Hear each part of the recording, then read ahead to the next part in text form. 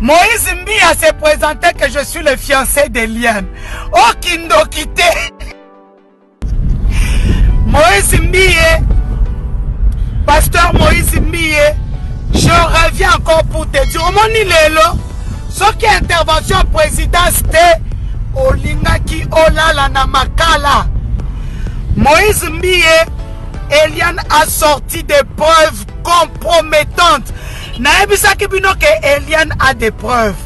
Et puis ce ne sont pas de bonnes preuves à montrer au peuple de Dieu. Omoni, je disais l'orgueil précède la chute, mais l'humilité précède la gloire.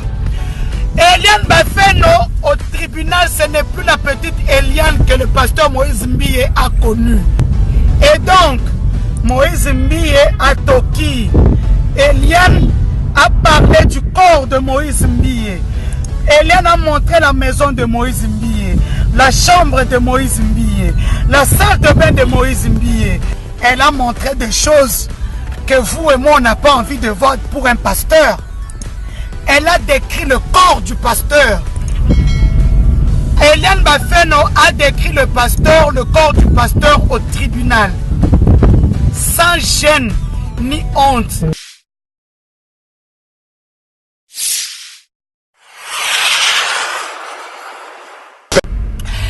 Moïse Mbia s'est présenté que je suis le fiancé d'Eliane. Oh, Kindokité. Moïse Mbia se présente comme le fiancé. Pasteur Moïse Mbia a une prison l'élo. Ah, pasteur, on a chassé. Cause la moulouba na régime ça bien. Bakonzi baouti litimbi en débandade na tribunal. Elle est partie chercher Badou. On a autant à combo na bangote. Bango baebi ke naïbi ke basala ki kuna. Des proches, il y a pouvoir. Oh basala kanaka ya pouvoir. Qui sont venus. Babondeli Mokonzi. Babondeli PG. Donc mukolo lelo. Moïse Mbie anakala na bakala. Moïse Mbie.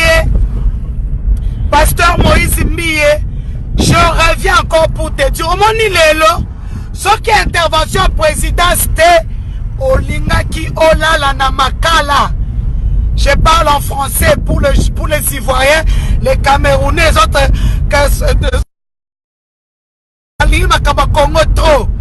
Aujourd'hui, comme je le disais, sans trafic d'influence, être du Kassai, disons Louba pour le moment, est très bénéfique. Il y a eu des interventions de haut niveau qui sont venues au niveau du tribunal demander une dérogation au procureur général. Sinon, Moïse Mbie passerait sa première nuit aujourd'hui à Makala, comme j'avais dit le matin. Moïse Mbie, Eliane a sorti des preuves compromettantes. Naebisaki bino que Eliane a des preuves. Et puis ce ne sont pas de bonnes preuves à montrer au peuple de Dieu. Pasteur Moïse Mbie, tu vas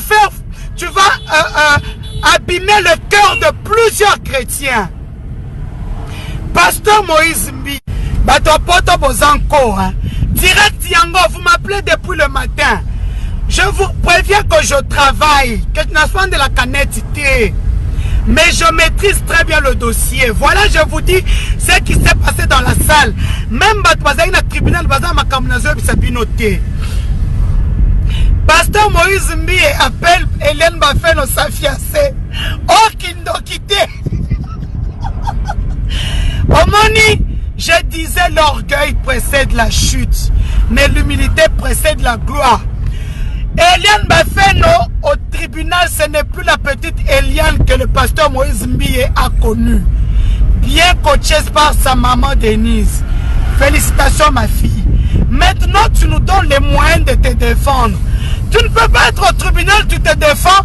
Tu es là à faire les yeux doux à Christian, aux autres, tu as peur d'eux. Comment on va te défendre alors? Aujourd'hui, Eliane, ce n'est pas la petite Eliane que tout le monde connaît. La petite Eliane a parlé à Moïse Mbie. Tu étais mon pasteur. Tu m'as pris ma vie. Tu m'as rendu esclave de mon corps.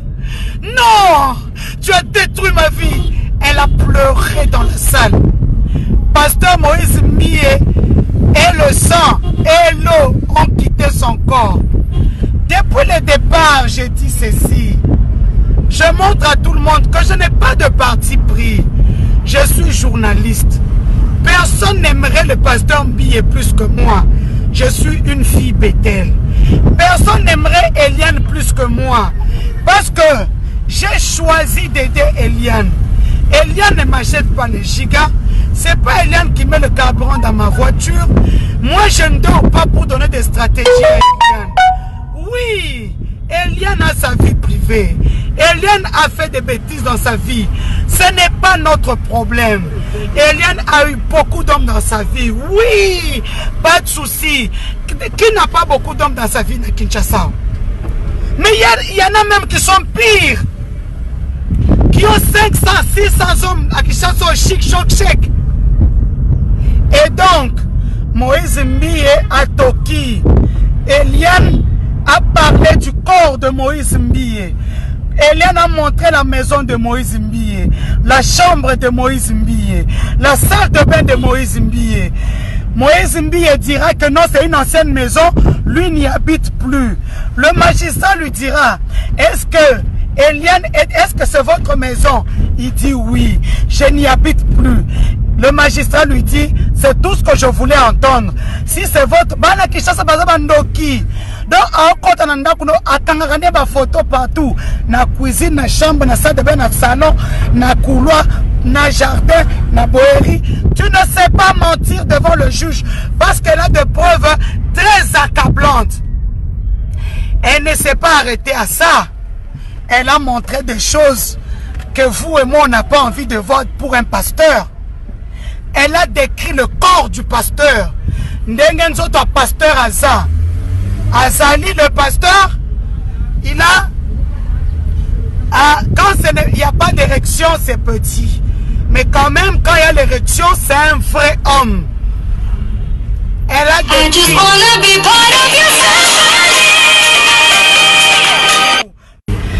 Bandu kwe, ba téléphone yango.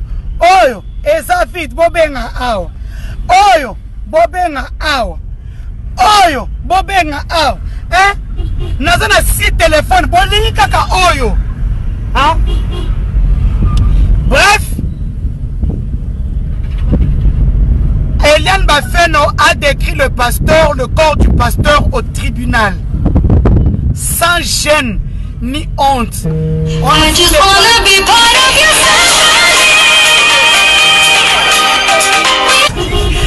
Téléphone en est 5%, donc la mine est 4.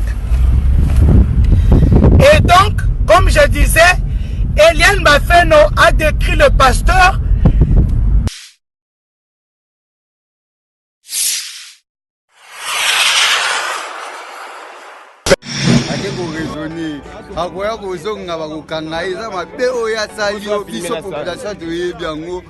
Pasteur a goyotika mapumbo à l'air. Première fois tout le monde a makamouana na mboka na biso RDC yango to moni.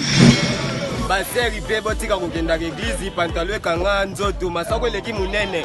Yozo ke l'église pasteur azotia liboso cher olati jipe ya mukuso tiki mangoba nyos to libanda. Pasteur pasali kwa cher soka bwaki dédicace moko kotala ka ser kuna na si. Alléluia premier regard. Alléluia deuxième. Bino moko pe pasteur boko mo bibe ba pasteur. Mosali alobi mabete. Mosali penenga azawana azabe mutu azana makila azana mai azakobate azali bendete po bende ko teninga na so balaili yango esala kui menenga azawana azamu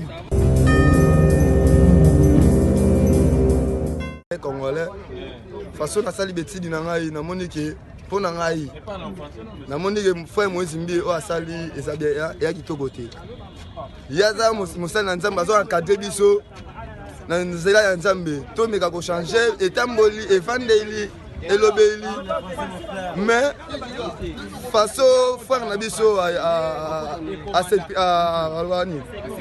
à se comporter comme aza mutumo on tete aza serviteur de Dieu na on soit sali pona ngai take congolais na PC faute soki bo solo na mwasi ou soit bo sali bolingo na mwasi eza te ke okoma komema yango okoma koplibiaka yango na bamarke moko wana eza mpona bavoyu ye azali mosali na nzambe akosala bongo te oyo asali wana teke biso bakongolais tosepeli te ngai napesi nanu premièrement faute na ngai na justice na biso basali mosala bien te mutu ntango asali mabe justice eza mpona koedike mutu oyo asali mabe mais justice na biso eréagir eloko te tomoni mutu asali mabe afilme ndeko na biso ya mwasi fala apesi valeur ya apesi valeur te atui nzoto na ye apibli yango na bafese na bareseau sociaux eza kitoko te en plus babenge na justice awa justice yango etiki ye tomoni azobima bazofilime ye bato bazosepela bazokumisa ye donc nayebi te siko justice yango tozokende yango ti wapi ateta félix tshisekedi alobi oyo eza pays d'état de droit tolingi mibeko tolingi mboka na biso ekende liboso mais mboka oyo ezokende liboso te na nyonso surtout premièrement eloko ya liboso nano ya mabe na kati ya rdc eza na justice justice na biso tozomona awa biso bauti oleka bauti osala yango kaka kala te musicien na biso héritier oyo tosala awa babimi na mwasi ekomi bakomi kofilme boyeboye bayene awa héritier awa akomi kosevante nano liboso ya justice kosombelaka badeteni babiloko kolia kosombelaka bajean babiloko kokabelaka bango bambongo eza kitoko te oyo naloloba etake citoyen congolais epesi ngai mpasi tozala bandeko ya basi bongo te. Mais tant que héritier bandé kosomba bon peut-être on ça que par rapport à za star ya mboka za artiste musicien place a commis ba choc ezanga kate yango bandé ko sala bongo quant à toi parce que loko to sala oyo to ko tsango na TV président na biso pe ko zo place azali yo ko lo banine pona e parce que ya sira ki biso a prometa ki biso cette fois-ci to c'est la état de droit maintenant état de droit ngo ezo sala maté makambo mabe ezo ya lisusu makasi.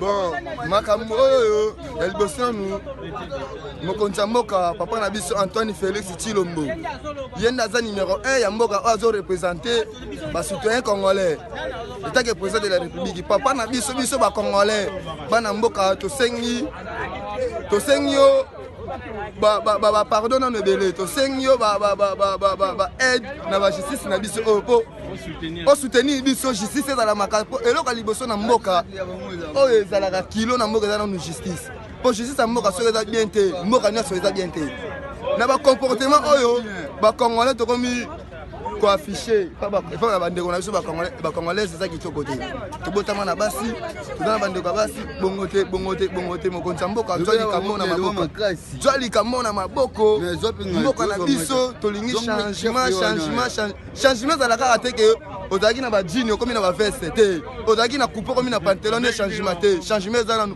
comportement po tobongisa comportement mentalité na biso ya bacongolais eza nanu trop bizarre bakomi kosala eza kitoko te mpo na mboka na biso badope missionnaire ya mboka. Bonjour maman. Nazwana mikolo na oyo lati bien. Oza ndeko Eliane toza kaka citoyen peuple congolais. Ya sœur Eliane par rapport à ce comportement et puis le peuple a dit que le pasteur Moïse a lobby que moi la mokonza kota bolo côté. Donc tout le cas to ba preuve et arrivé ici to ebe que pasteur Moïse a rotikala to moni ke babimisi et pona yo rolobani ndenge ke ibongo azape mututi ake ko raisonner akoya ko zonga ba ko kanga eza mabe oya sali yo biso population to yebi yango pasteur akoyotika mapumbo à l'air première fois to mona makambo wana na mboka na biso RDC yango to moni atiki mapumbo à l'air biso to moni mapumbo à l'air mama minga ko lobeza te pasteur atiki mapumbo à l'air zo masala ngana lobi boye baseri pe botika kokenda ka église pantalon kanga nzoto masako eleki munene yozo ke église pasteur azotia liboso cher olati jipe ya mukuso tiki mangoba nyonso tu libanda pasteur pasali kwa cher soka bwaki dédicace moko azotala ka ser kuna na si alléluia premier regard alléluia deuxième bino moko pe baseri boko mo bipe ba pasteur bobongisela tel na bino tango zokende église lataka liputa kanga ngoti na si zato kendaka ka kalswa demi Dakar esuka pasteur alobi pa kobata mobali aza kobate aza ebendete aza monument te aza ebendete aza mutu posa nyonso amakila na mai fo nyonso esopala po jamais kokanga mabongo abetelo 3 ans 4 ans etake pasteur po kaka asopa o yango kana mama aloba bien te nanga mona loba Biso, toza awa na justice. Justice, c'est nous les agents de justice. Néanmoins, biso toza bagent. Mosali alobi mabete. Mosali penenga azawana, azape mutu, azana makila, azana mai, azakobate, azali bendete. Po bende kote ninga na so balaili yango esala kui. Menenga azawana azamutu. Soki sengi pe ku cadence esala ndenge ya jodido, eteke comme en public boye po kote bayoka na biso osala te. Bayoka na bango na bango mwasi na mobali. Mais ndenge nini ekomi en public boye bana komona se ya mama na se ya papa. Ezuma te eza logique te. Mais bino moko bomona makambo s'est passé na mboka na biso. Mais non papa makambo s'est passé si surtout que la sœur Eliane azaki ndeko no ya mwasi yo lingaki oloba na justice congolais nini congolais biso. Soki Eliane azaki ndeko na ngai na ngai na ebiloba pour la justice congolaise d'abord mutakala ya mutu eza sacré. Eri mutakala ekomi en public. Mutakala ekomi na ndenge ya poisa bapesa yango mpe na prix. Oyo combien? Nazona 2000 te okakoli opesanga 1500. Wana bayokani bakena ndenge ya cop. Mais oyo ezaki bato bafandi be bapapa bamama bana batala boye mutakala mbala moko ebimi mbala moko be na posa boye na batelefone po yobe koma bana mike na yo moko yebi bana mike na batelefone ale batala siko mutakala mokolo boye ezobima mbala moko boye apisi pe omona te esala eloko moko boye propreté bamoni tomoni ya boye tomona ya noir tomona ya pembe tomona ya boye o mabele telema totala boye nyonso tozomona emona te ke mpona mboka pe vraiment. Merci beaucoup.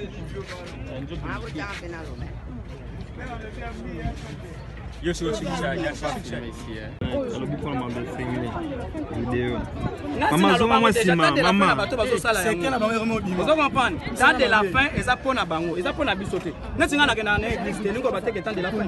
Et nous avons battu que nous avons battu et nous avons battu que son costume micro boy.